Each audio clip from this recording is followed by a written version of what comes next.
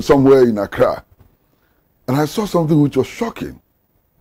Somebody has actually built his house right into the street, taking half of the street. Nobody's going to break that house, because that's an expensive house. It's an immaculate house, and so on. That's part of the problem. The flooding in Accra is a demonstration of the extent to which our planning has failed. It's a demonstration of the extent to which we have not been able to resource relevant ministries and agencies to tackle the day-to-day problems of ordinary, average people in our country.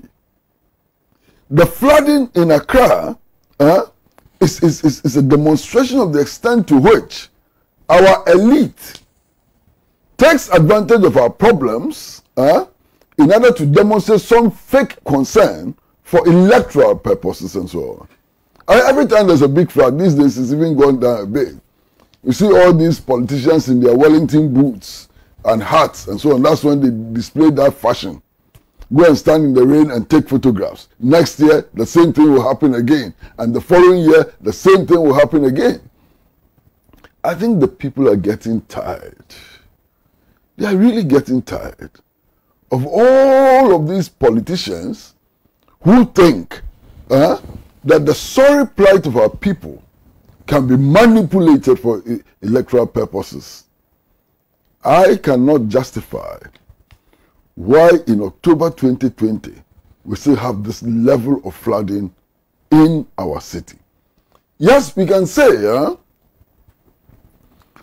we can make all kinds of excuses and talk about all kinds of problems, how people pour garbage into the gutters and so on.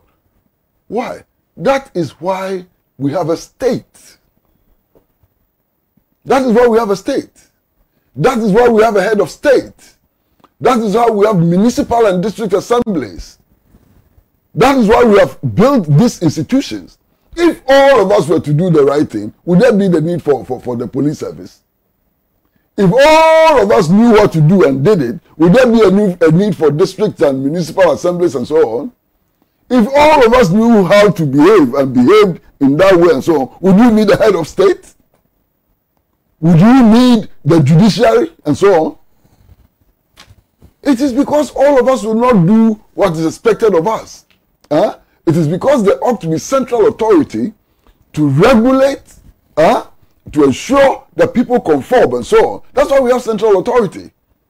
So even when people are not acting according to law, when people are acting in ways to subvert the general good and so on, the responsibility must lie with those we have given authority to superintend over our lives.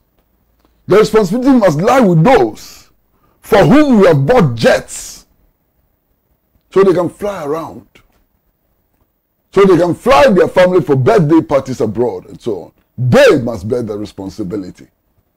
When things go wrong, when people are not acting as they should and so on, the responsibility must lie with those who give bodyguards because we think they are important. The responsibility must lie with those who give all of those privileges to ensure that our society functions well. If our society does not function well, they must take responsibility and take the blame.